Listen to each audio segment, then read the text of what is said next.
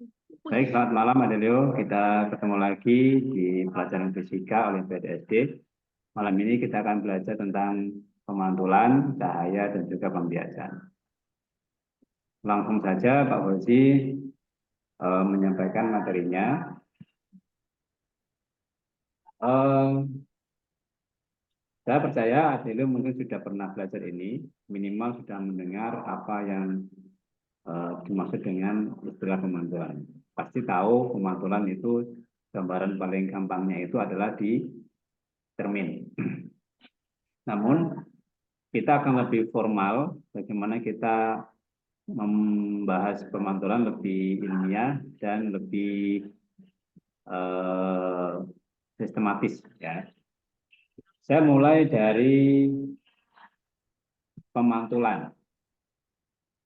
Kalau kita lihat pemantulan yang biasa kita jumpai itu yang paling gampang dibayangkan itu akan di cermin. Meskipun kenyataannya pemantulan cahaya itu terjadi di setiap benda, tembok, kertas, meja, baju, wajah seseorang. Karena kita bisa melihat benda itu oleh karena benda tersebut memantulkan cahaya yang datang padanya itu ke mata kita. Kita bisa melihat batu karena batu itu terkena cahaya dan cahayanya mantul ke mata kita. Seandainya ada benda dikenai cahaya, tetapi benda itu tidak memantulkan cahaya ke mata kita, maka secara fisik kita tidak bisa melihat benda tersebut. Nah, di awal ini Pak Fauzi menyampaikan bahwa pemantulan itu ada dua, ada pemantulan baur, ada istilahnya pemantulan baur atau tidak teratur. Ini terjadi pada bidang kasar. Misalnya kita bikin bidang sembarang kasar gini.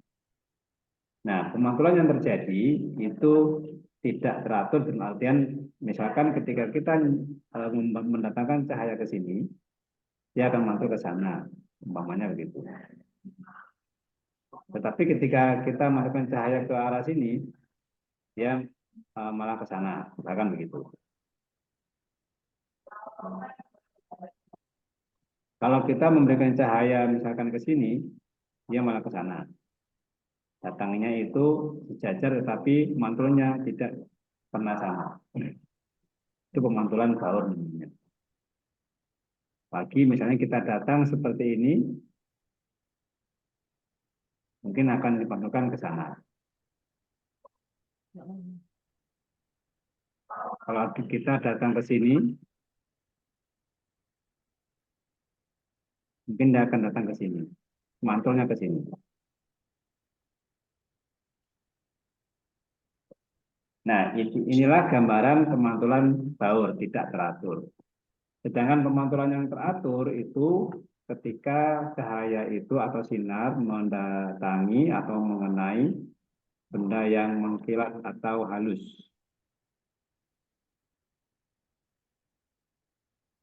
Yang paling mudah kita bayangkan adalah cermin. Ya kan seperti ini lurus ya, ini halus. Sehingga apa yang datang padanya itu selalu teratur. Misalkan kita mendatangkan ke sini, dia akan ke sana. Kalau kita menyinarkan cahaya ke sini, dia akan ke sana. Lalu kalau kita menembakkan cahaya ke sini, dia akan ke sana.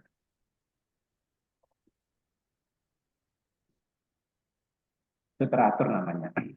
Ini biasa terjadi pada benda yang halus atau mengkilat. Ini permukaan kasar.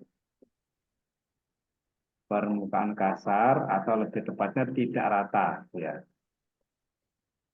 Tidak rata. Ini permukaan yang rata.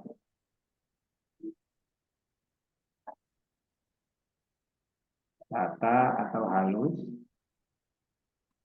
atau mengkilat.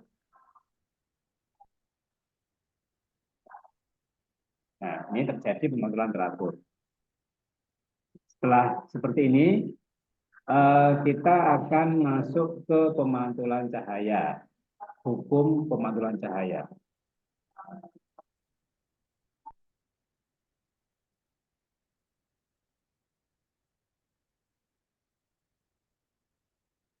Tentu saja pemantulan yang maksud adalah pemantulan yang teratur ini kan ya. Nah, pada hukum pemantulan cahaya itu ada istilah yang harus dipahami. Yang pertama itu ada sinar datang. Ini yang perlu diingat-ingat ya ini untuk kesepakatan. Ada yang namanya sinar datang. Ada sinar pantul. Sinar pantul. Ada garis normal.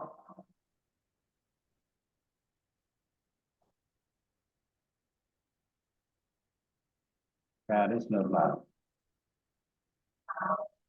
Ada yang namanya sudut datang. Ini beberapa istilah yang kerap sekali akan kita bahas di pelajaran kali ini. Ada sudut pantul.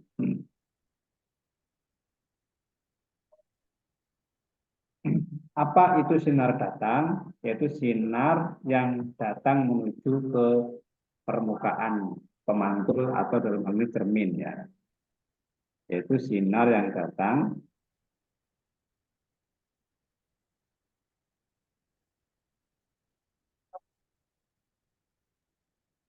ke permukaan yang akan memantulkan cahaya. Datang menuju ke permukaan pemantul.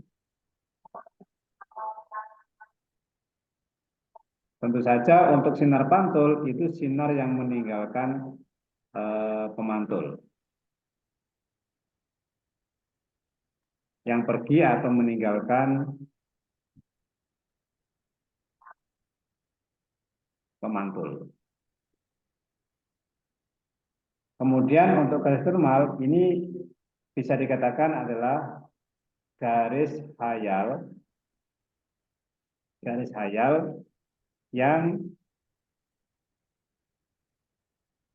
selalu tegak lurus. Ini tak kasih kapital semua karena ini penting. Selalu tegak lurus dengan permukaan pemantul. Kemudian sudut datang itu sudut yang dibentuk ini adalah sudut yang dibentuk oleh sinar datang dan garis normal. Garis normal nanti pada akhirnya kita sebut dengan huruf N. Nah, N itu garis normal ya. Jadi garis normal ini nama lainnya kita gunakan huruf N simbolnya. Lalu untuk sudut datang biasanya itu pakai simbol huruf I kecil. Sudut pantul itu menggunakan simbol huruf R kecil. Kalau ini adalah sudut yang dibentuk oleh sinar pantul dan garis normal. Jadi acuannya sudut datang maupun sudut pantul itu terhadap garis normal N ini. Masing-masing ini akan kita gambarkan, visualisasikan. Ini istilah-istilah yang perlu dihafal ya, dimengerti. Saya gambarkan tentang pemantulan. Misalkan ini ada cermin, permukaan rata boleh, atau mungkin keramik boleh ya, seperti ini. Lalu ada sinar datang menuju ke cermin. Ini sinar datang. Lurus ini lurus. Ini. Lalu dari cermin ini akan dipantulkan ke sana. Harus simetris ya kalau gambar.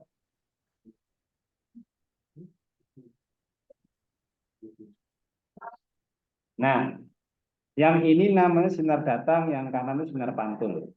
Lalu di antara kedua sinar itu ada yang namanya garis normal di tengah-tengah sini. Ini garis normal namanya. Posisinya selalu tegak lurus dengan permukaan cermin atau permukaan pemantul. Pemantulnya tidak harus cermin, bisa apa saja, keramik, bodi mobil, atau apa saja ya. Tapi yang paling mudah kita bayangkan cermin lah, karena keseharian bisa kita jumpai. Kemudian di situ ada beberapa sudut yang dikatakan dengan sudut dikatakan dengan apa nih, sinar datang itu yang ini. Ini disebut sebagai sinar datang. Lalu yang ini disebut sebagai sinar pantul. Sinar pantul yang meninggalkan pemantul. Garis putus-putus ini namanya garis normal atau disebut dengan huruf N. Oke, jadi kalau nanti pada pemantulan ini Pak Fauzi nulis huruf N berarti itu maksudnya garis normal. Kemudian ini pemantul. Jadi ini adalah permukaan pemantul. Lebih mudahnya kita sebut dengan cermin paling gampang. Ini contoh salah satu yang paling mudah. Lalu ada beberapa sudut di situ. Yang pertama ada sudut datang, berarti antara sinar datang dan huruf N dengan normal itu namanya ini sudut datang, disebut huruf I. Nah, gitu. Yang sini antara garis sinar pantul dengan garis normal itu disebut sudut pantul, namanya R. Oke. Nah, dari sini hukum yang pertama, hukum pemantulan yang pertama itu berbunyi seperti ini. Hukum pemantulan.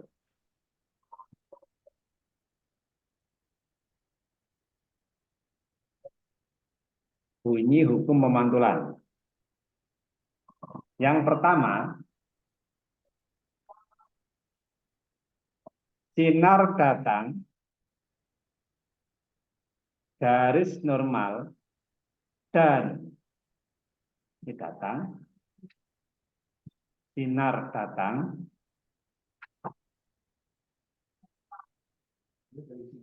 garis normal,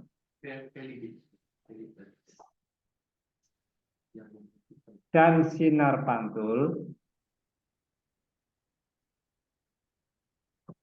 berada dalam satu bidang datar.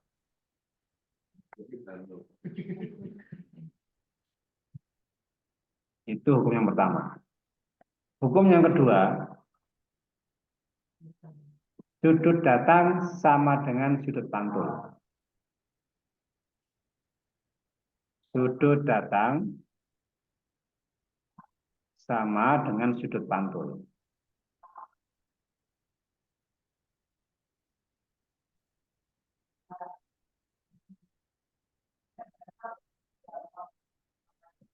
Bisa ditulis dengan simbol yang sudah kita tulis, yaitu I sama R. I sama dengan R. Itu sudut datang sama dengan sudut pantul. Oke.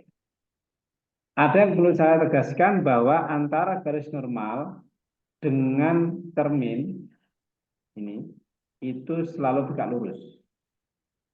Selalu tegak lurus. Sekalipun tidak ada tanda tegak lurus, tetap itu tegak lurus antara sinar normal, garis normal dengan pemantulnya atau cerminnya ini. Oleh karena itu, sebagai bahan untuk memantapkan apa yang sudah diterima ini, Pak Fauzi kasih masalah atau kasus yang berkaitan dengan sinar datang garis normal ini ya. Jadi contohnya problem. Contoh, example. Pak Fauzi punya seperti ini, example 1. Ini ada, anggap saja cermin. Biasanya paling bagian belakang dikasih tanda seperti ini untuk menunjukkan ini bagian belakang. Artinya bagian yang mengkilap itu ada di depan sini, yang di sebelah kanan. Lalu datanglah sinar yang ditempatkan misalkan di sini.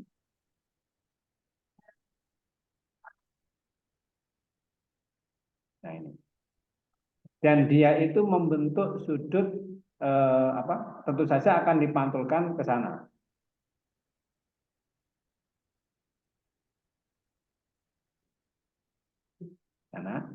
Dan kita akan memulai perhitungan, umpamanya diketahui sudut datangnya, kita gambar dulu garis normalnya yang membagi dua sinar ini secara seimbang ya, ini garis normal.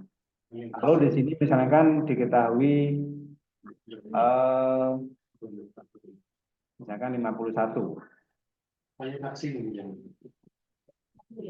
Oke. Nah, pertanyaannya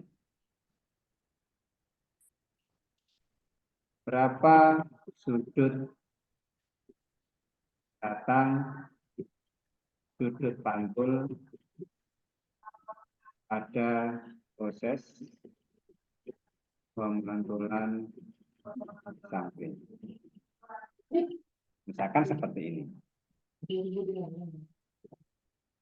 Berapa itu sudut pantulnya? Nah, kita akan lihat, pasti ada yang bisa ini. Kalau seperti itu, kira-kira berapa sudut pantulnya? Kalau siku-siku itu berapa Adelia sudutnya?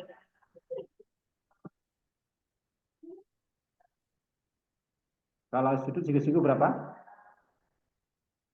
Tahu nggak? Apa ini? Sudut siku-siku itu berapa derajat? 180. Itu kalau lurus ya. Kalau siku-siku kayak gini. Tek, tek, nah itu. Ini berapa sudutnya? Tahu nggak? 90. Yes, mantap. Jadi nanti sudut yang dibentuk antara permukaan cermin dan garis normal selalu siku-siku 90. Berarti antara cermin ini cermin saja, katakan begitu. Antara cermin dan sinar normal, garis normal maksudnya, itu tegak lurus. Pasti. Nah, sekarang di situ ada proses pemantulan di mana sudut datangnya 51 derajat. Pertanyaannya berapakah sudut pantul pada proses pemantulan di samping? Bisa enggak? Tidak. Pasti bisa ya. Berapa ini kira-kira?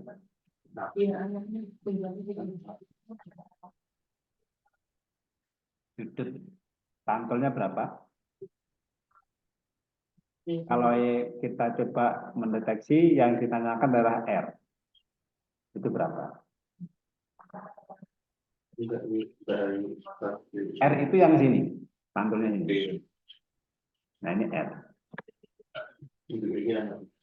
Dari gambar sudut datangnya di gambar samping itu sudut datangnya sebesar 51 derajat. Nah, kita baca lagi hukum pemantulan bahwa sudut datang sama dengan sudut pantul. Nah, berarti langsung kita jawab bahwa sudut pantul pada proses pemantulan di samping itu sama dengan 51 juga. Sudut pantulnya R itu sama dengan I, yaitu 51 derajat. Sekarang pertanyaan berikutnya, masih soal yang sama.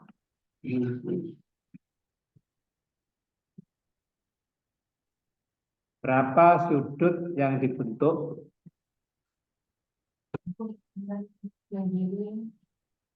oleh sinar pantul dengan cermin. Misalnya begitu pertanyaan kedua. Jadi cerminnya itu yang sebelah kiri yang coklat ini, sudut pantulnya itu yang pergi meninggalkan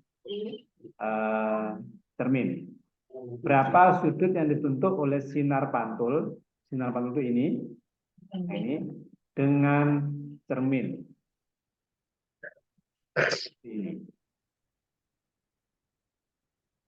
Ini namanya sudut yang dibentuk oleh sinar pantulan cermin. Ini berapa sudutnya?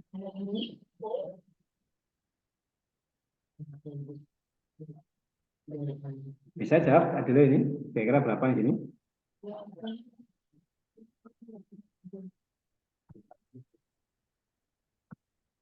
Kalau ada cermin, ini cerminnya. Lalu ini ada garis normal. Lalu di sini ada sinar pantul. Ini cerminnya. Ya. Ini garis normal. Ini sinar pantul. Dan sudut datangnya, sudut pantulnya di sini sudah dijawab di nomor A, yaitu 51 derajat. Pertanyaannya, ini berapa sudutnya? Padahal tadi sudah kita ketahui bahwa antara cermin dan garis normal itu tegak lurus. Berarti sudut yang dimaksud oleh soal, yaitu ini, ditambah 51 derajat, itu siku-siku nilainya, 90 derajat. Artinya untuk mengetahui ini berapa sudutnya, sesuai ini ya, ini berapa, itu 90 derajat dikurang dengan 51 derajat. Jadinya sudut yang ditanyakan itu sebenarnya adalah 39. oh ya, 39, sorry. Jadi selalu 90 ya, 39 derajat. Itu jawabannya. Apa kan? Itu jawabannya. Sekarang soal lagi, contoh yang kedua.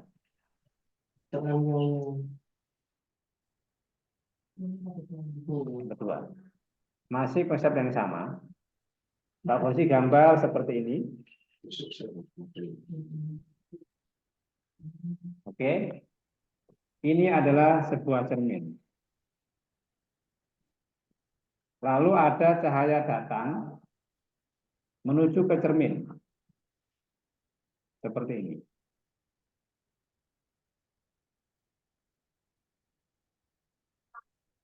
Oke.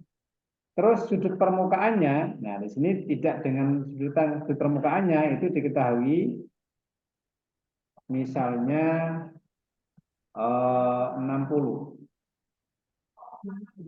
derajat. Oke, ini sudut sinar datangnya ini. Sinar datangnya bisa diketahui dengan arah panahnya ya.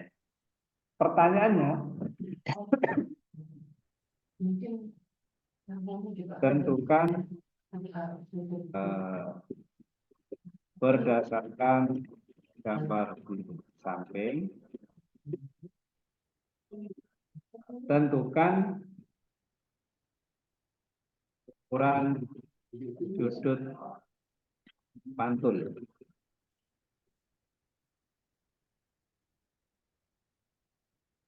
yang terbentuk.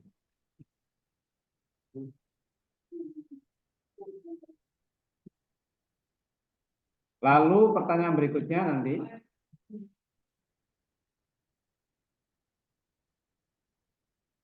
Berikutnya pertanyaan berikutnya. Yang B. Berapa ukuran sudut yang dibentuk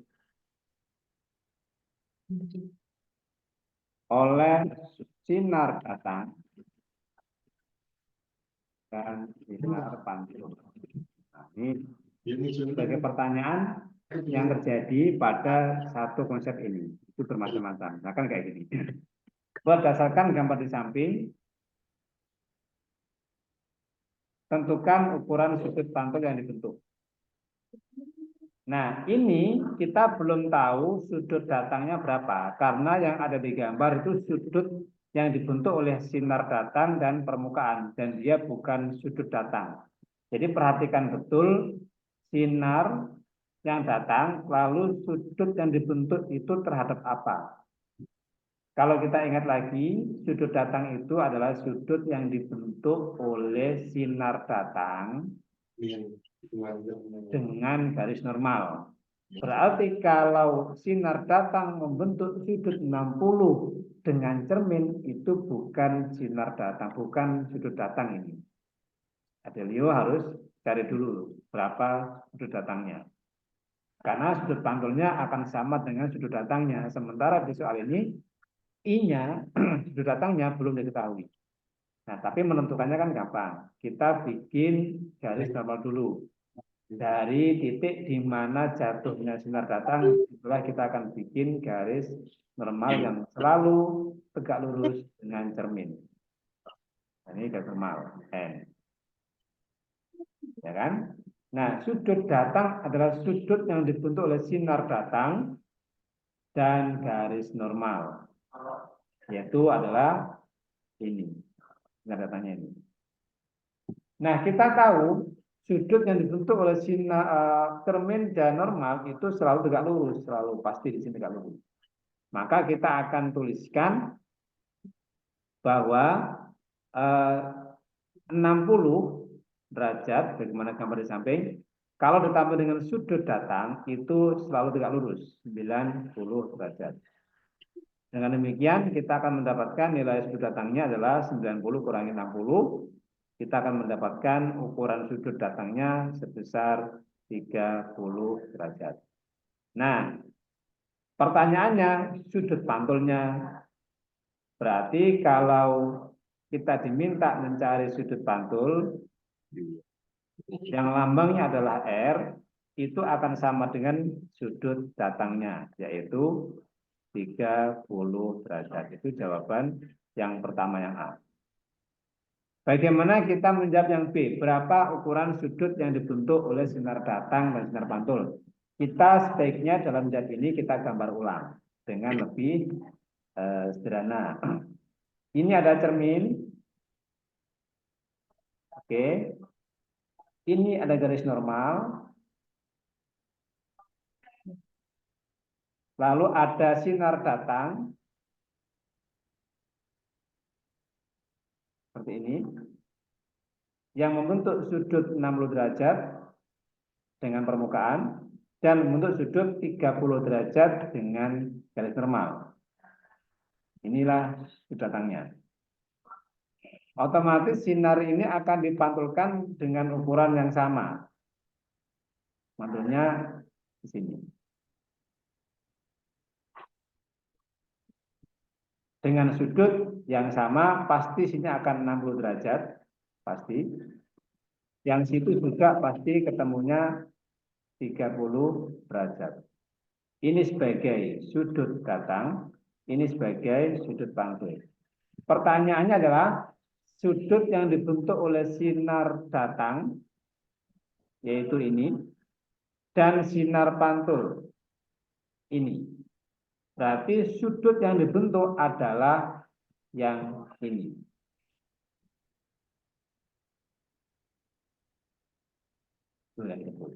Jadi sudut ini. Kalau kita lihat,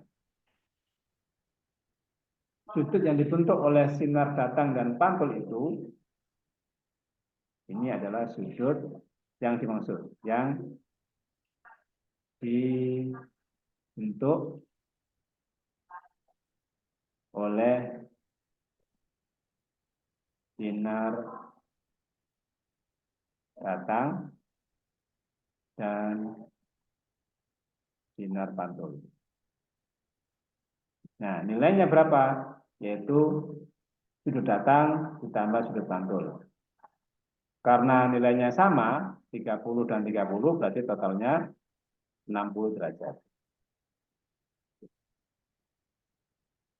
Ini jawabannya yang ini. 60 di sini bukan 60 yang biru ini, bukan, tapi ini. Kebetulan sama. Oke. Nah, Setelah itu ada beberapa hal matematik yang perlu diingat. Pertama, catatan. Untuk segitiga, bangun segitiga, sembarang ya, segitiga apapun ya. Misalkan ini sudutnya adalah sudut alfa. Ini misalkan sudut beta, namanya begitu. Ini sudut theta. Jumlah ketiga sudut ini itu selalu 180, segitiganya apapun bentuknya. Mau siku-siku, mau sama sisi, mau segitiga sembarang, bebas.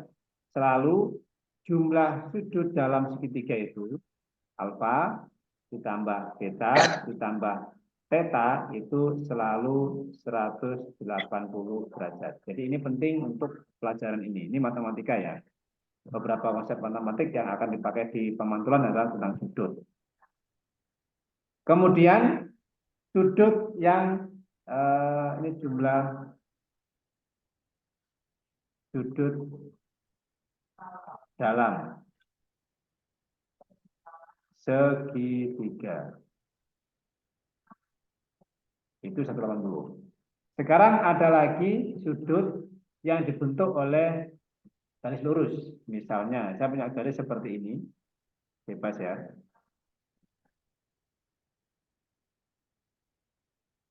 Nih, terus ada titik yang saya tulis di sini. Terus garis ini saya bagi menjadi dua bagian yang berbeda atau sama boleh, tapi ini saya bagi menjadi dua bagian berbeda. Misalkan begini. Dengan demikian akan ada dua sudut yang terbentuk, yaitu kita sebut misalnya ini adalah sudut A, ini sudut B. Nah, karena ini kalau kita gambar seperti ini itu membentuk setengah lingkaran, kayak gitu kan, seperti itu. Nilainya adalah 180 setengah lingkaran. Jadi sudut yang dibentuk oleh A dan B dijumlahkan, atau kita katakan setengah lingkaran ini,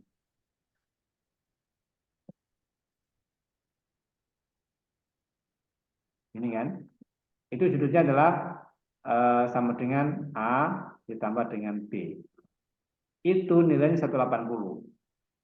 Sudut A ditambah sudut B itu 180 derajat.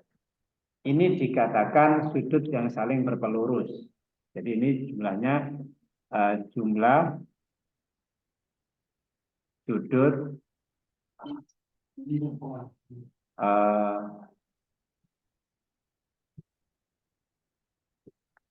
saling berpelurus itu 180 derajat, sama kayak segitiga. Seandainya misalnya ada pembagiannya banyak, maksudnya seperti ini misalnya, saya punya garis lurus, terus ini saya bagi bermacam-macam, saya bagi dengan banyak, misalkan ke sini, lalu ke sana, lalu misalnya ke sini, ya kan? Terus sudut yang dibentuk diantaranya adalah ini, ada sudut A misalnya, ada sudut B misalnya, di sini misalkan C, di sini adalah D. Kalau kita gabungkan, sudut ini membentuk sudut setengah lingkaran juga kan. Ini. Nah, sudut ini dikatakan sudut berpelurus juga. Ini yaitu A ditambah B ditambah C ditambah D. Itu sudutnya. Nah, dari situ kita bisa lihat bahwa sudut A ditambah sudut B ditambah sudut C ditambah sudut D itu memenuhi setengah lingkaran sama dengan yang tadi ini. Berarti tetap 180 derajat. Itu namanya sudut yang berpelurus. Kalau siku-siku sudah kita dapatkan tadi sudah kita sampaikan. Kalau siku-siku itu 90 derajat, saling berpenyiku. Misalkan ini siku-siku. Terus diketahui di situ bahwa ini adalah siku-siku, maka harus konsisten ini siku-siku. Nah, siku-siku biasanya dikasih tanda seperti ini, tidak diberi nilai, nggak ada angkanya, tapi dikasih tanda. Itu pasti siku-siku. Lalu kita bagi sudut ini, misalnya tak bagi ke sana. Menjadi dua bagian sudut yang berbeda. Yang ini saya sebut sebagai sudut A, alfa. Yang ini saya sebut sebagai sudut beta. Karena sudut berpenyiku, maka mereka jumlahnya 180, yaitu seperempat lingkaran. Ini kan. Nah, ini namanya sudut alfa ditambah dengan beta. Alfa dan beta itu saling berpenyiku. Sehingga jumlah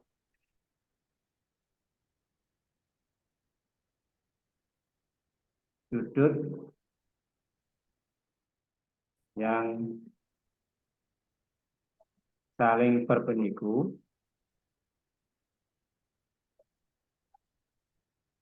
yaitu alfa siku-siku. Yaitu alfa ditambah beta pada gambar di samping adalah 90 derajat.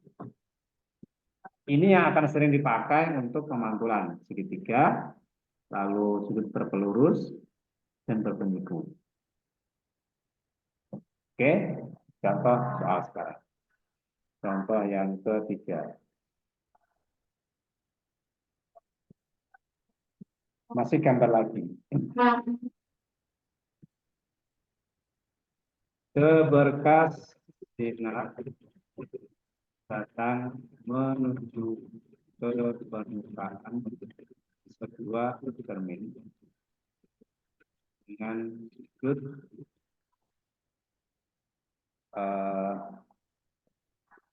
sehingga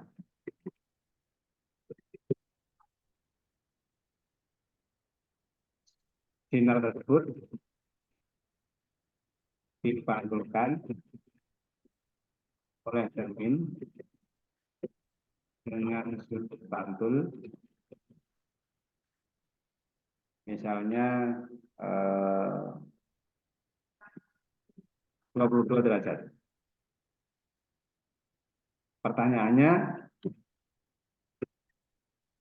A, berapa sudut datang?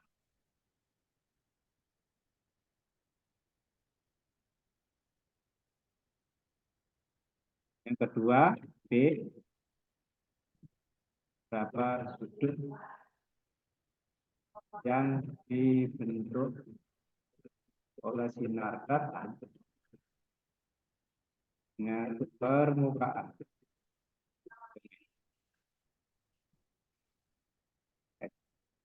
Ini 22 derajat.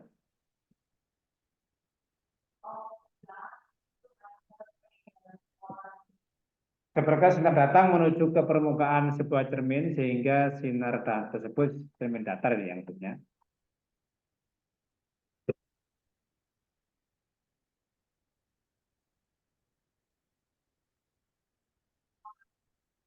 Sehingga sinar tersebut dipantulkan oleh cermin dengan sudut pantul 22 derajat. Pertanyaannya, A, berapa sudut datangnya? B, berapa sudut yang dibentuk oleh sinar datang dengan permukaan cermin? Kita gambar secara bebas. Terserah kita gimana gambarnya, misalkan seperti ini.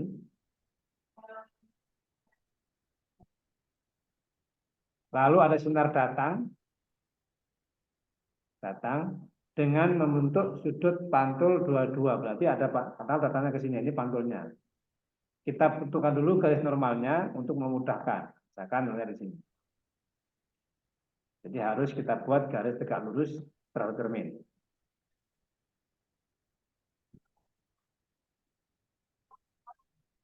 Ini garis normal. Ada sinar pantul sebesar membentuk sudut 22, berarti tidak begini, tapi agak ke atas karena lebih kecil sudutnya di sini ke sana. Nah, kira-kira begini. Ini sudut pantulnya sana. Berarti dua-dua itu ada di antara N dan sinar pantul di sini. Ini adalah sudut pantulnya R. F besar 22 derajat. Kalau ada sinar pantul ke sana, berarti sebelumnya ada sinar datang yang simetris dengan sinar pantul, berarti ke sana, ya kan? Dari sini datang menuju cermin, jika dipantulkan ke sana. Nah, ini sudut datangnya, itu yang ini, sudut datang di sini. Nah, kita tahu bahwa sudut datang itu sama dengan sudut pantul, berarti kita jawab saja dengan mudah ini, yang A, sudut datangnya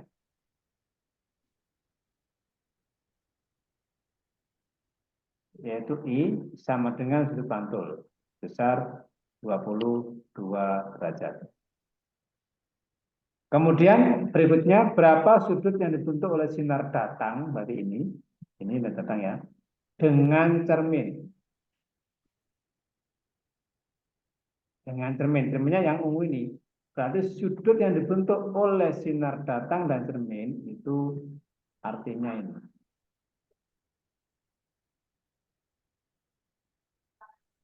Nah, ini berapa sudutnya? Kita sebut misalkan X. Di sinar yang dibentuk oleh sudut yang dibentuk oleh sinar datang dan permukaan cermin. Ini namanya permukaan cermin.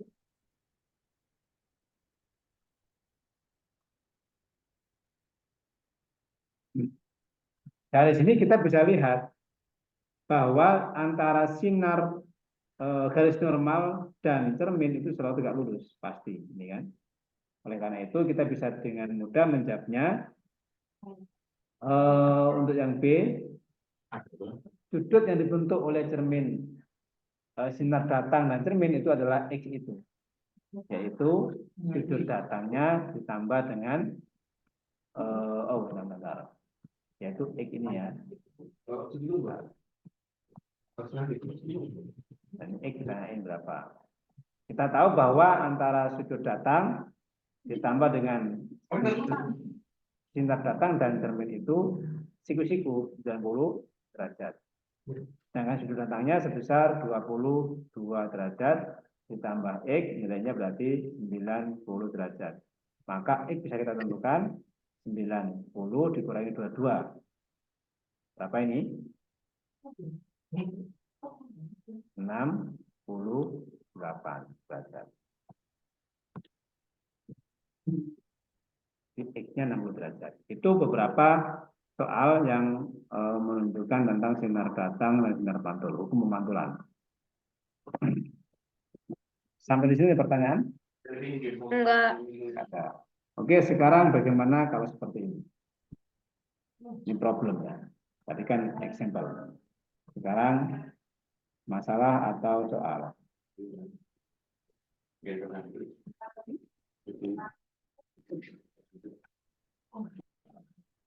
Ini soal jadi dua buah cermin datar.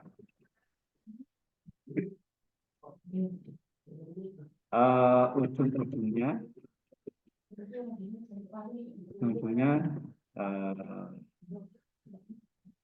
bertemu dan untuk sudut 100 derajat.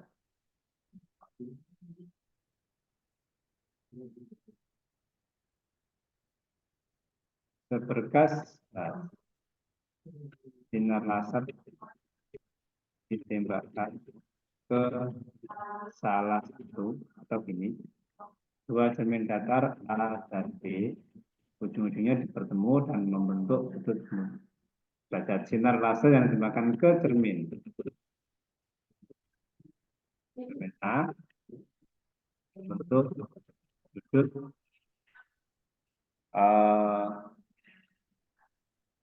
30 derajat pada permukaan cermin A. Kan perjalanan sinar pada kedua tersebut.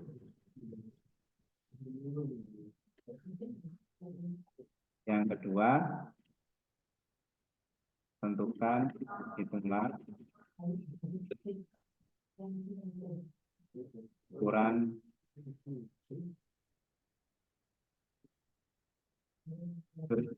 oleh sudut pantul yang dibentuk oleh cermin B.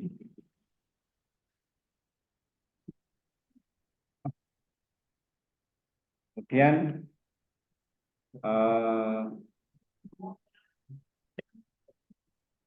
hitunglah sudut sinar pantul sudut pantul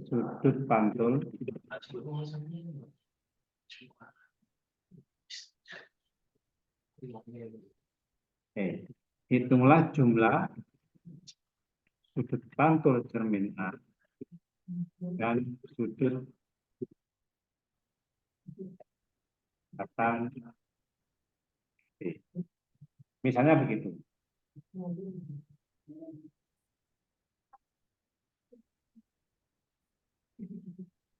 Ini ada derajat ya ini. Derajat. Lalu ini juga derajat. Oke. Dua buah cermin datar A dan B ujung-ujungnya bertemu dan membentuk sudut 100 derajat. Sinar laser ditembakkan ke cermin A membentuk sudut 30 derajat terhadap permukaan cermin A. Pertanyaannya A, lukiskan perjalanan sinar pada kedua cermin. B, hitunglah ukuran sudut pantul yang dibentuk oleh cermin B. Yang C, hitunglah jumlah sudut yang dibentuk jumlah sudut pantul ya. Jumlah pantul cermin A dan sudut datang cermin B. Maksudnya yang dibentuk gitu ya. Atau bisa dikatakan tentukan ukuran sudut yang dibentuk oleh sudut yang dibentuk oleh sinar pantul cermin A dan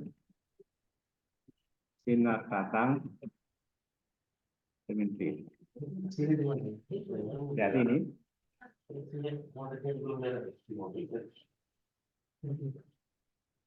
ini ini harus kita gambarkan, kalau enggak kita akan bingung biasanya, ya kan? Ada dua cermin itu 100, ya kita gambarnya bebas, pokoknya cermin ujung-ujungnya bertemu. Misalnya, cermin pertama itu seperti ini. Apakah harus datar kayak gini? Enggak, ini biar gampang saja, andaikan cermin pertama itu ini. Ini pertama. Lalu cermin kedua itu ada di atasnya, tapi ujungnya bertemu membentuk 100. Kalau ini kan tegak lurus 90, berarti kurang sedikit 10. Maka kira-kira miring ke sana. 100 itu berarti miringnya ke sana.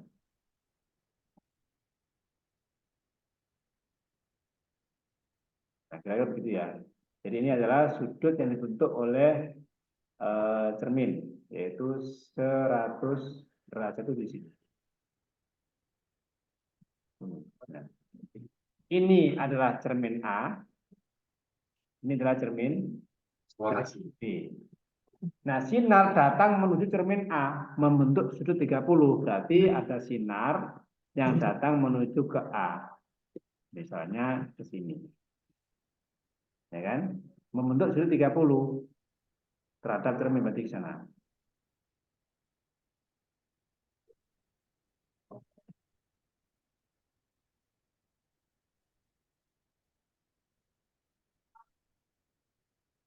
Ini ada sinar menuju ke cermin A.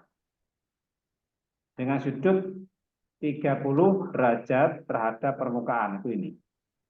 Jadi 30 jelas bukan sudut datang, tapi sudut permukaan dengan sinar datang itu ini. Di soal itu kalau digambar kayak gini ceritanya, hanya gini aja. Nah, kita disuruh mencari yang pertama, sudah menggambar perjalanan sinarnya di bagian belakangnya. Itu seperti apa? Nah, kalau kita datangkan sinar seperti ini, otomatis secara intuitif kita akan tahu bahwa dia ke sana. Kan? Dia akan menuju ke sini.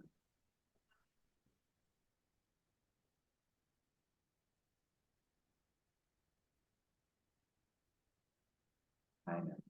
Jadi menuju ke cermin, datang lalu pergi ke sana. Sampai sini akan dipantulkan kembali salah ke sana.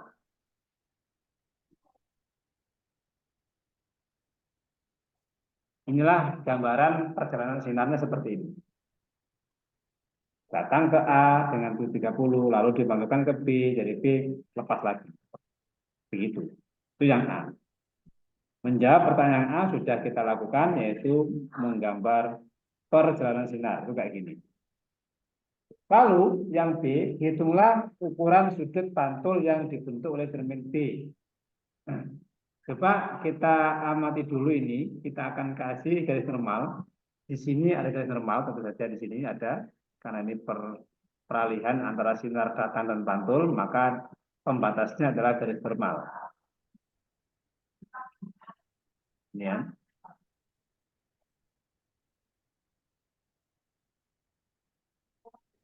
Ini normal pada cermin A. Lalu di sini juga ada peralihan sinar datang dan pantul, berarti ini normal pada cermin B yang ini.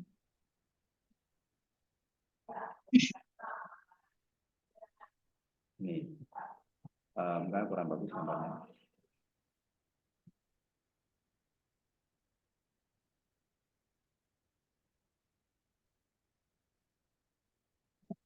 Ini adalah garis normal pada cermin B. Nah, kalau kita lihat pada hukum pemantulan bahwa sinar yang datang itu sama, sudut datang itu sama dengan sudut pantul. Berarti ini sudut datang untuk cermin yang A. Ini kita tulis sudut datang untuk cermin A gitu. Karena kita punya dua cermin harus kita kasih nama. Yang sini itu sudut pantul untuk cermin A. Ini sudut datangnya, sudut pantulnya. Yang sini itu sudut datang untuk cermin B. Ini. Yang atas ini sudut pantul untuk cermin B. Ini. Nah, karena dia simetris, maka besarnya sudut yang ada di sini kita kasih nama misalnya alfa gitu ya, ini alfa. Kita belum tahu berapa. Lalu di sini ada beta, kita belum tahu. Lalu di sini ada misalkan theta di sini. Kita juga belum tahu di sini. Nah, itu nama-nama sudutnya. Lalu kita masuk ke bagian yang B. Berapakah ukuran sudut pantul yang dibentuk oleh cermin B? Berarti yang RB ini yang ini.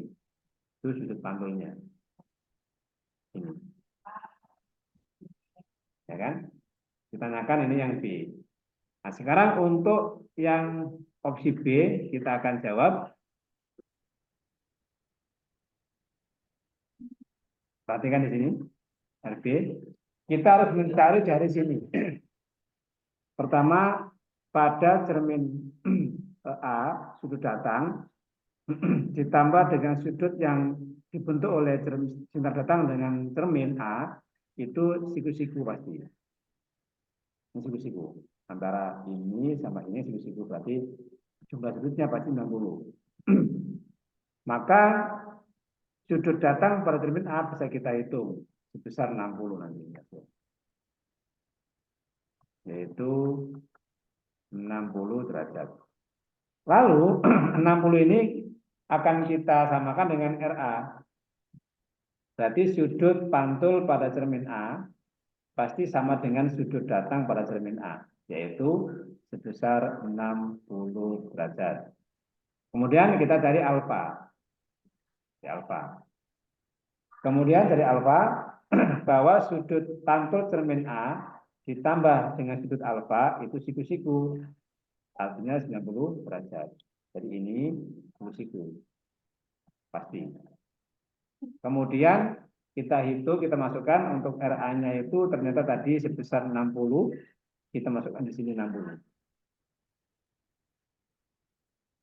Alfa sama dengan 90. Dengan demikian alfanya sama dengan 90 kurangi 60, yaitu 30 derajat. Lalu kita lihat sudut yang B, beta. Nah, di situ tak kasih nama, misalnya di sini ada titik yang namanya titik P di sini ya, titik P. Terus di sini ada titik Q, di sini ada titik R. Nah, sehingga kita punya segitiga PQR. Anda bisa lihat di situ ada segitiga PQR di sini. Ini segitiganya bisa dilihat ya. Nah, segitiga itu kita sudah punya sudutnya yang Q100, yang P ini alfa, sudah tahu, ketemunya 30. Kita akan menentukan yang beta ini. Jadi misalnya sama menyambung ya, yang beta. Berarti kalau kita lihat di layar, pada segitiga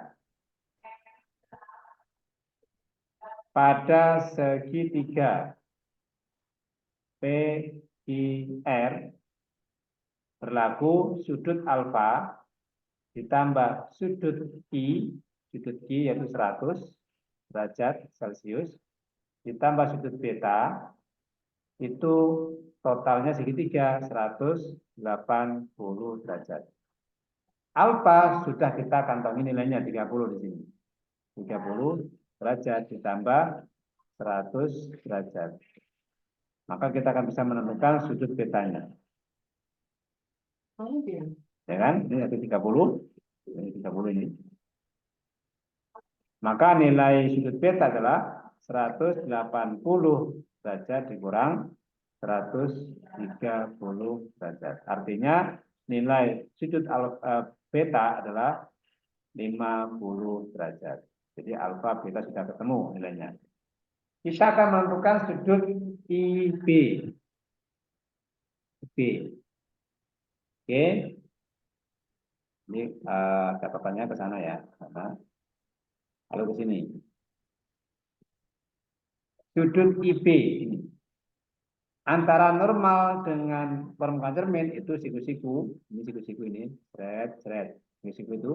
Maka akan kita hitung IB dari situ. Oke, kita tulis. Sudut B ditambah dengan sudut IB. IB itu sudutnya siku-siku 90 derajat. Beta sudah tahu yaitu 50 derajat. Dengan demikian kita akan bisa hitung dengan cepat nilai dari sudut datang cermin B. 90 kurangi 50 dapatnya 40 derajat. Lalu untuk sudut pantul pada cermin B tentu saja akan sama dengan sudut datang pada cermin B sesuai hukum pemantulan. Padahal IB-nya sudah kita dapatkan yaitu 40 derajat. Nah, sekarang kita lihat pertanyaannya itu adalah hitung sudut pantul yang dibentuk oleh cermin B. Berarti jawabannya 40 ini. Ini adalah merupakan sudut pantul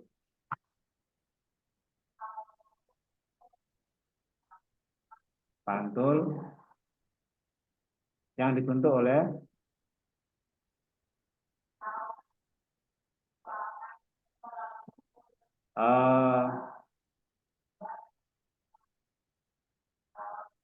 mana tuh? Oh, belum ya, sudah datang masihnya. Oh, sudah. Dibentuk oleh sinar pantul cermin B dan garis normal B ya. Dibentuk oleh sinar pantul cermin B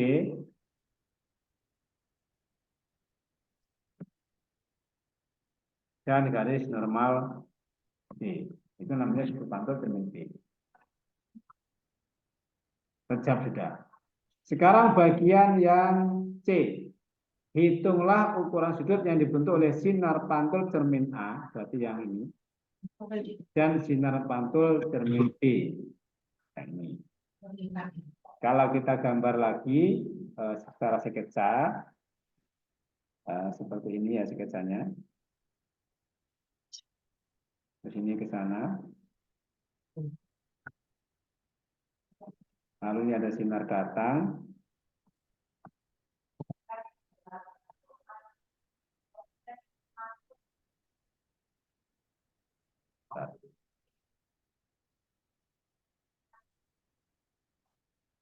Ini ya.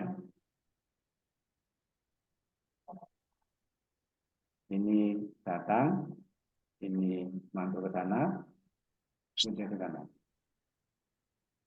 Nah, itu. Saya gambar ulang.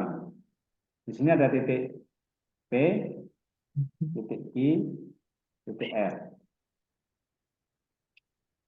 Oke. Nah, ini ada titik 100 derajat dari soalnya. Terus kita buat garis normalnya di sini. Namanya normal garis cermin P. Ini normal untuk cermin A. Seperti itu kan. Yang ditanyakan oleh soal itu bagian yang ini, Bro. Ini adalah sudut datang bagi cermin B. Yang ini sudut pantul bagi cermin B. Nah, kita disuruh menentukan jumlah ini mereka itu berapa. Nah, sama kayak tadi kan itu. Perhatikan bahasanya, sinar yang dibentuk sinar pantul cermin A, berarti ini, nah ini pantul cermin A, dan sinar pantul cermin B. Sinar datang cermin B. Sudut yang dibentuk oleh sinar pantul cermin A dan sinar datang cermin B. Oh, salah ini. Sinar pantul ya artinya. Jadi biar nggak bingung. Sinar pantul cermin B berikutnya.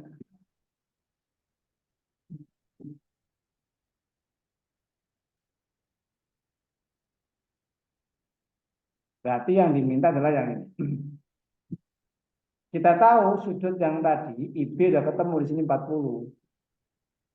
Nah, sini kan sebenarnya 40. 40. Yang sini ketemunya berarti RB-nya 40 juga. 40 juga. Maka jumlah yang dimaksud adalah ini IB ditambah RB. Sudut datang cermin B ditambah sudut pantul cermin B. Itu berapa? Berapa itu? Nah, itu maksudnya. Nah, kita dengan hitung saja kan.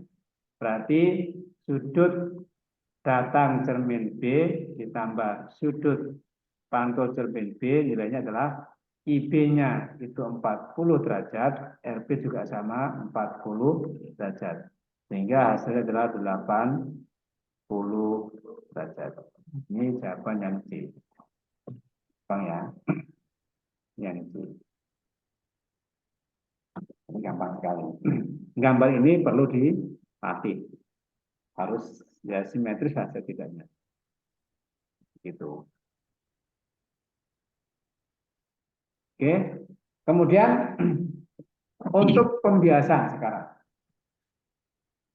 Oh, bentar dulu. Untuk pemantulan ini itu kan terjadi pada cermin. Nah, cermin kita sudah mulai harus tahu bahwa cermin itu ada setidaknya ada 3 yang harus kita ketahui. Yang pertama, cermin. Sudah 3.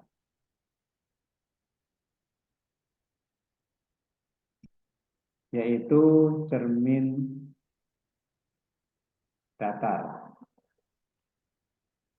Lalu cermin tepung.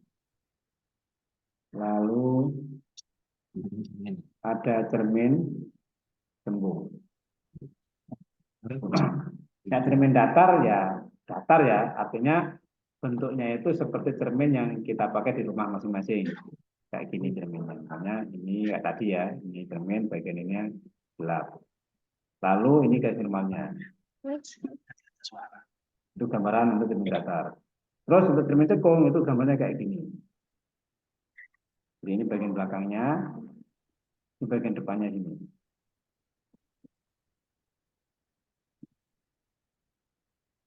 Ini cermin cekung. Nah, cermin cembung begini. Bagian bagian belakangnya itu justru yang ini. Ini belakangnya, ini depannya ini. Jadi untuk cermin-cermin ini yang atas ini depan, di belakang ini kalau yang seperti ini, yang sebelah kanan itu depan. Dibolak-balik boleh ya gambarnya. Ini belakang, belakang. Ini depan, ini belakang. Itu gambarannya. Nah, cermin cekung ini adalah gambarannya, ini gambarannya, ini gambarannya.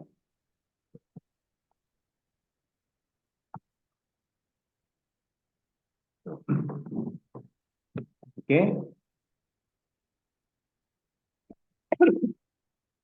kemudian bayangan yang dibentuk oleh cermin datar. Bentar, tunggu bentar ya, ada beberapa sebentar. Tunggu bentar ya, ada dulu ya. Ya. Bentar, bentar. Menit.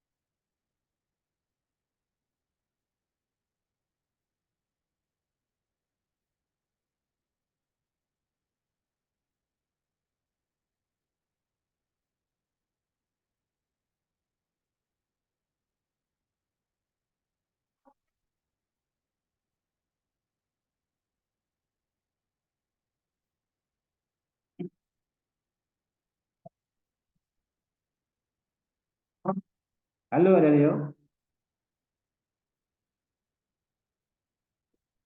Adelio. Iya. Oke, kita teruskan ya. Iya. Oke. Nah, ini cermin datar, cekung, dan cembung. Nah, cermin datarnya itu pembentukannya bayangan kayak gini. Kita agak singkat saja. Kalau ada cermin datar seperti ini. Oke. Nah, kemudian andaikan ini bagian belakangnya cermin. Kemudian di depan ini ada benda. Misalkan bendanya kita gambar sederhana saja seperti ini. Ini bendanya. Maka biasanya disebut juga di situ objek. Ini sebagai benda atau objek gitu ya. Nah, ini kalau kita melihat benda ini di cermin, seakan-akan bendanya ada di sini, di belakangnya, dengan jarak yang sama. Jadi ini misalkan jaraknya berapa, terserah ya berapa, jarak, dan ini disebut sebagai S, jarak antara benda dengan cermin. Ini cermin datar. Lalu bayangannya di mana? Bayangannya akan ada di belakang cermin dengan jarak yang sama dengan cermin. Misalkan S itu 10 cm, ini juga 10 cm. Bayangannya tak buat garis putus seperti ini. Ini bayangannya. Ini adalah bayangannya. Bayangan dari benda ini dengan jarak yang sama. Jarak bayangannya disebut S aksen gini. S ada aksen, badannya S aksen gitu. Dibaca seperti ini. Ini dibaca S aksen. AKSN. S aksen S. Nah, S itu jarak benda namanya. Jarak benda. Biasanya satuannya itu kadang pakai meter, kadang pakai sentimeter, tergantung soal ya. Kemudian yang ini S aksen itu jarak bayangan. Jarak bayangan itu maksudnya jarak bayangan ke cermin ya, bukan ke bendanya. Ini juga dinyatakan dalam meter, kadang juga sentimeter, tergantung soalnya. Itu. Misalnya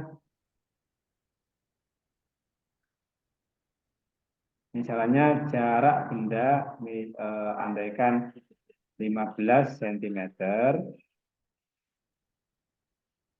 maka jarak bayangannya adalah juga 15 cm, tetapi nulisnya itu min. Nah, gitu. Negatif. Tanda min artinya dia di belakang. Min. Jadi kita kasih keterangan bahwa tanda minus artinya bayangan yang dibentuk oleh cermin yang dibentuk oleh cermin berada di belakang.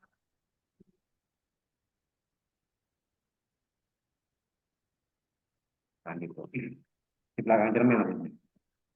Di belakang cermin. Dikatakan minus. Selain itu menunjukkan bayangannya maya atau semu. Bayangan yang di belakang cermin dikatakan bayangan semu. Kita sebutkan ini bayangan yang di belakang cermin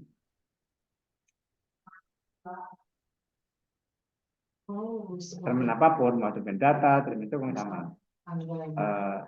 Disebut bayangan maya.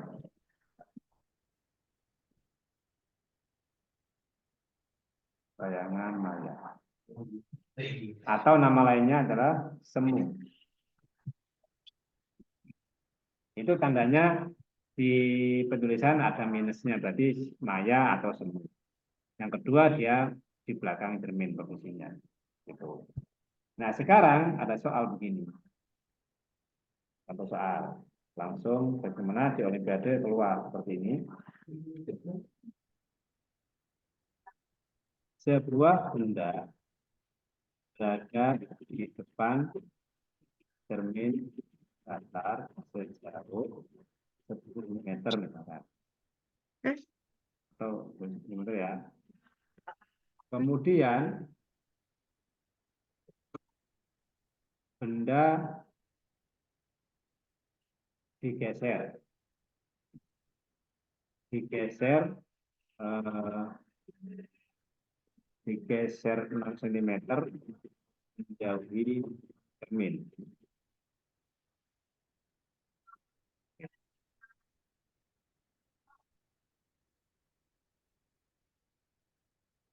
Tentukan jarak benda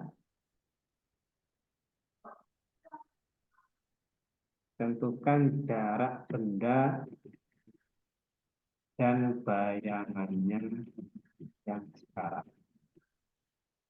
Nah, contohnya kayak gini.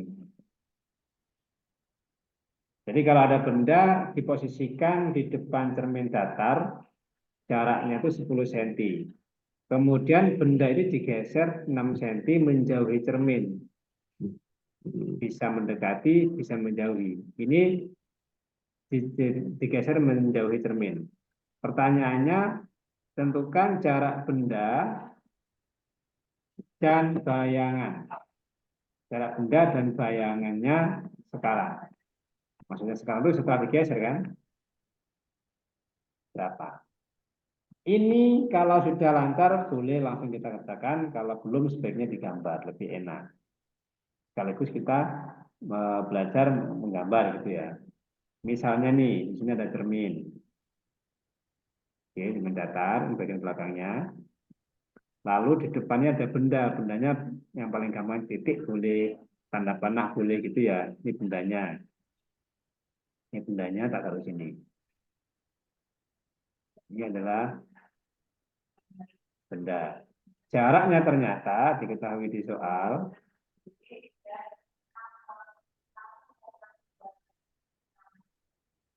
itu 10 cm. Nah, lalu benda ini digeser ke sana. Digeser ke kiri, ke kanan, karena menjauhi kan, dibawa ke sana. Geser sejauh 6 cm toh. Katakanlah dia sampai di sini. Ini misalkan ya. Ini bendanya yang terbaru digeser.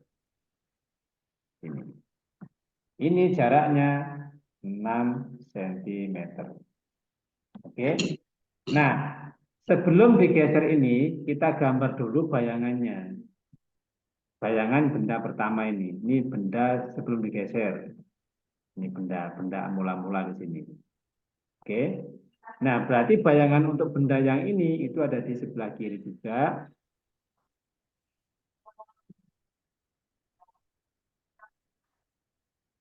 Ini kira-kira saja ya. Nah, kira-kira dia punya bayangan di sini. Yang jaraknya juga 10 cm. Nah, Kalau benda digeser ke kanan sejauh 6, bayangannya juga akan bergerak ke kanan. Sorry, ke kiri. Menjauhi juga sini. Sejauh 6 juga. Jadi ini benda sebelum digeser, ini bayangan sebelum digeser. Ya, kalau saya tulis di sini misalnya bendanya tertulis namanya P, gitu ya. Namanya P, bendanya namanya P. Bayangan pertama namanya P aksen. Nah, gitu. Terus bendanya digeser ke sana menjadi posisi Q. Bayangan benda yang di Q ini ada di sini yaitu Q aksen. Jaraknya tentu saja sama dengan yang di bendanya di sini 6 cm. Nah, sekarang kalau kita perhatikan yang P itu apa gitu ya. Ya nanti jelas belajarnya. P itu posisi benda mula-mula. Posisi benda mula-mula. Yaitu jaraknya 10 cm.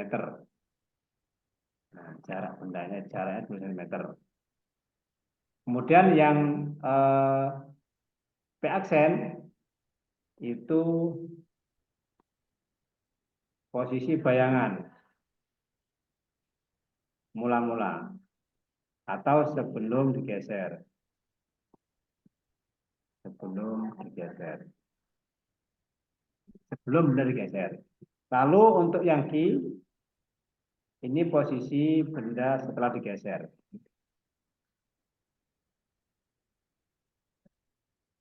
Sebelum posisi benda setelah digeser.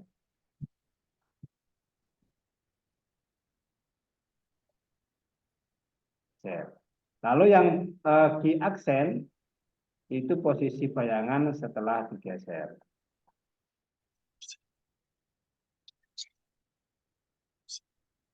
Setelah digeser.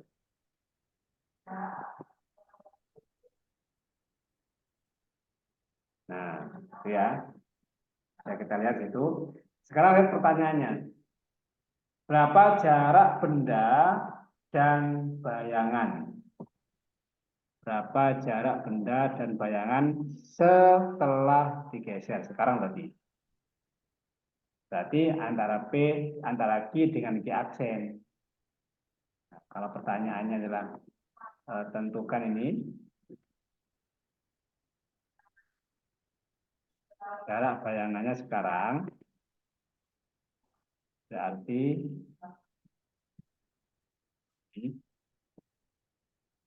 jarak bayangan sekarang berarti kita jarak benda dan bayangan sekarang berarti itu sama aja kita menghitung jarak antara benda Q, posisi Q, dan Q aksen itu, caranya begitu. Ini adalah jawabannya. Q ke Q aksen, Anda bisa lihat dari Q sampai dari sini sampai sini. Nah, tinggal nambahin aja itu jaraknya kan, berarti 6 tambah 10 tambah 6, 10 kan. Tinggal 2 kali itu. Sehingga jaraknya adalah 6 cm ditambah 10 cm tambah 10 cm lagi tambah 6 lagi. Jadinya 20 tambah 12, 32. Yaitu 32 cm. Ini jawabannya. Oke. Itu soal yang biasa muncul di lomba sederhana kok ini. Terus bagaimana kita mendapatkan nilai kalau yang digeser cerminnya? Nanti coba dilakukan eksperimen. Dicoba lakukan eksperimen seperti ini, tapi yang digeser adalah cerminnya, bukan benda. akan terjadi. Apa yang terjadi? Apakah sama? Apakah ada perbedaan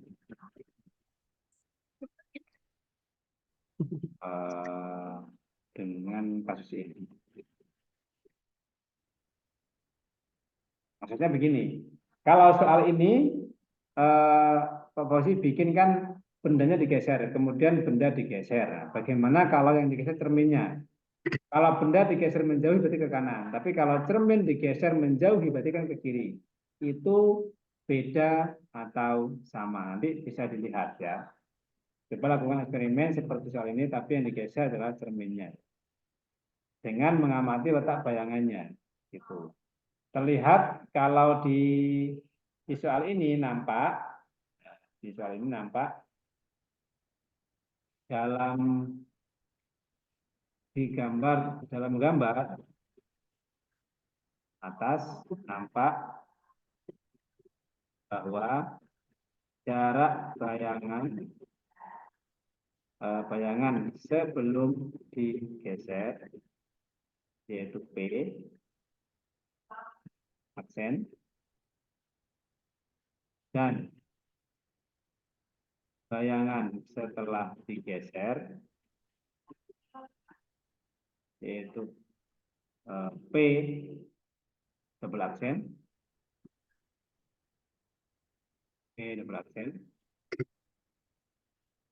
sama dengan 6 cm.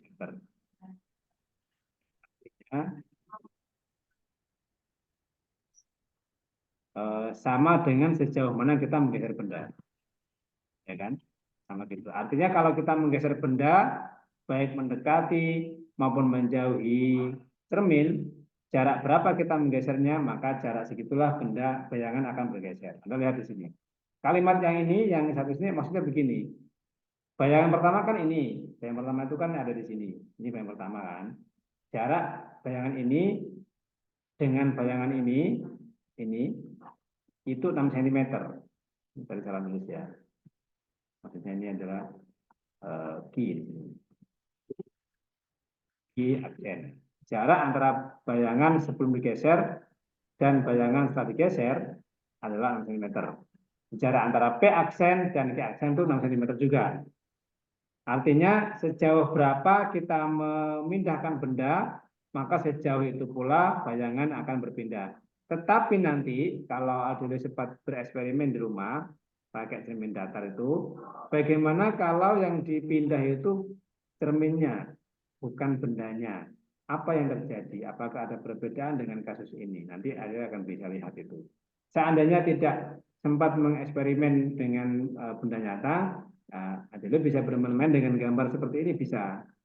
Jadi yang dipindah itu cerminnya, nanti ukurannya dibenahin. Prinsipnya cuma satu, jarak benda dan bayangan harus sama. Contohnya di sini, pertama jarak benda 10, maka bayangannya juga 10. Lalu benda digeserkan ke belakang nih, sejauh 6 cm. Berarti kan sekarang jarak bendanya jadi 16.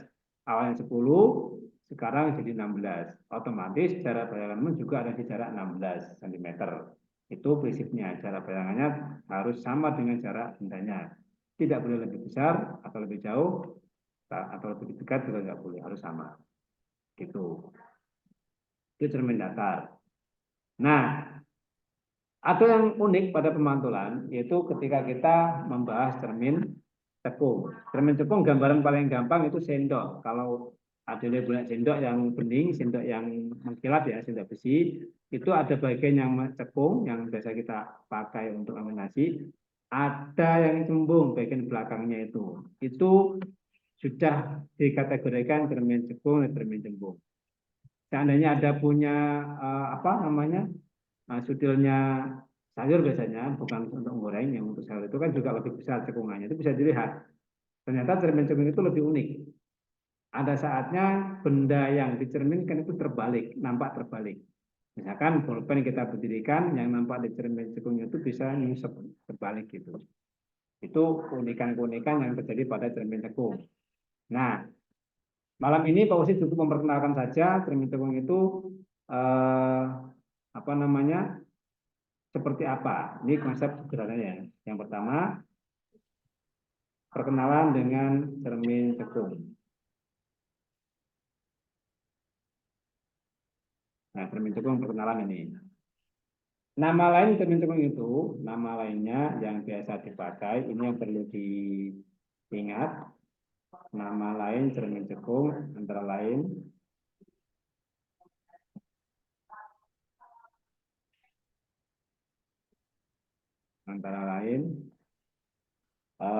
pertama pakai nama cermin positif.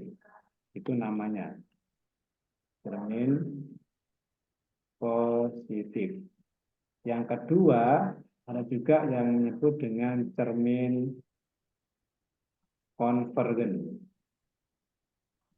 Konvergen ini artinya mengumpulkan cahaya atau memfokuskan cahaya saja. Memfokuskan cahaya atau sinar. Yang ketiga bisa juga disebut dengan cermin konveks. Konkav. Itu nama-namanya. Ya kan? Lalu cermin cekung bisa juga membentuk bayangan. Ini untuk pertama saja. Cermin cekung dapat membentuk bayangan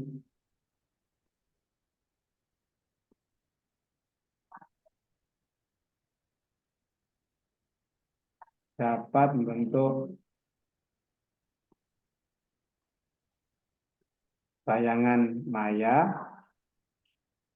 atau nyata. Ini dua-duanya bisa dia.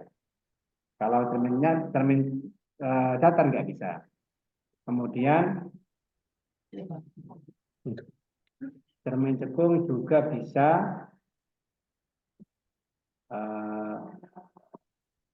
dapat membentuk atau menghasilkan bayangan yang lebih besar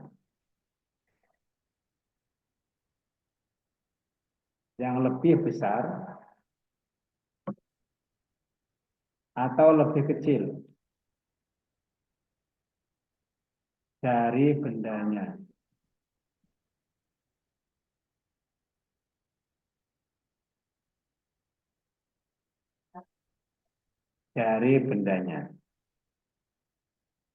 Jadi yang nampak oleh kita di cermin cekung kadang hasilnya lebih besar dari bendanya, kadang lebih kecil. Itu cermin cekung bisa. Ya kan? Ini informasi tentang cermin cekung nanti lebih lanjutnya Adelio bisa lihat di YouTube atau informasi yang ada di buku ada itu. Lalu penggunaannya kayak apa? Ya kan cermin cekung ini kayak apa penggunaannya? Ya kan? Nanti ada cermin cekung juga. Ini yang penting perkenalan dulu. Nama lain cermin cekung ini yang ingat-ingat cermin positif. Kenapa positif? Nanti akan Pak Budi teruskan. Cermin konvergen, cermin konkav. Cermin cekung dapat membentuk bayangan maya atau nyata. Cermin cekung dapat menghasilkan bayangan yang lebih besar atau lebih kecil dari bendanya. Itu. Sampai di sini ada pertanyaan, Adeline? Tidak. Ada, bisa diikuti dengan baik ya. Ini dibaca pelan-pelan. Kalau ada yang kurang jelas bisa langsung ke Pak Fauzi. Itu ya. Ini ada banyak, ada cukup apa namanya? Ada cukup banyak perhitungan sudutnya. Ini tentu akan buat kita lebih kerja keras ya, memahami tentang pemantulan, yaitu tentang sudut, tentang penggambaran garis, tentang bayangan harus sudah mulai untuk dicoba-coba. Untuk pelajaran seperti ini, Adelio harus banyak menulis ya, banyak berlatih di kertas buram. Kertas buram, kertas rot-rotan yang nggak dipakai itu berlatih gambar garis yang datang, yang memantul, sudut pantulnya, itu harus gambar. Karena fisika ini harus bisa menuliskan. Sehingga suatu saat kalau ada soal yang menghendaki itu menggambar, kita sudah tidak ada masalah. Contoh-contoh ini contoh soal yang ada gambarnya. Ada soal yang nggak ada gambarnya, dan tadi sudah saya contohkan, misalkan nomor 3 ini. Ini contoh soal yang nggak ada gambarnya, tetapi kita harus menggambar untuk memastikan bahwa jawaban kita benar. Kalau kita nggak pernah berarti menggambarnya, pasti kita akan kesulitan. Yang kedua yang harus disiapkan dan juga harus mulai sekarang itu tentang sudut ilmu di matematik ya. Tentang sudut ini mulai dibaca baik-baik. Mungkin malam ini ada beberapa yang mungkin adalah agak bingung, tapi nanti kalau sudah sempat besok atau kapan dibaca lagi pelan-pelan pasti bisa. Jangan mulai dari sini. Oh, sudut datang itu yang ini. Pelan-pelan aja ini. Kemudian ada pertanyaan seperti ini. Oh ya benar. Perlunya Pak, itu memantapkan pemahaman yang sudah kita dapatkan malam ini. Yang kedua, barangkali ada hal yang kurang tepat dari Pak Fauzi di sini, Adil bisa koreksi. Loh Pak, ini katanya siku-siku, tapi kok kurang dari 90, misalkan ada begitu ya, bisa langsung dikoreksi gitu. Itu ya Adil ya. Iya. Terima kasih, tetap semangat, selamat malam, selamat istirahat. Besok Nah, aktivitas kembali. Oke, terima kasih Pak. Selamat malam. selamat malam.